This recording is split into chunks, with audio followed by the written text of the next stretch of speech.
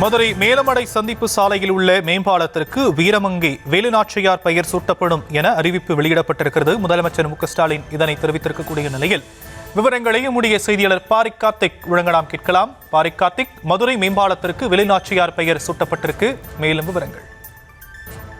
வணக்கம். மதுரை மற்றும் சிவகங்கை மாவட்ட மக்களின் வெகுநாள் கோரிக்கையாக இருக்கக்கூடிய மதுரை மற்றும் சிவகங்கை மாவட்டங்களை இணைக்கும் ஒரு புதிய மேம்பாலம் தற்போது தமிழ்நாடு அரசின் சார்பில் நடைமுறைப்படுத்தப்பட்டு நாளை தினம் முதலமைச்சர்கள் திறந்து வைக்கிறார். அந்த மேம்பாலத்திற்கு வீரமங்கை வேலுநாச்சியாருடைய பெயர் தற்போது சூட்டப்பட்டிருப்பதாக தமிழ்நாடு அரசு அறிவித்திருக்கிறது.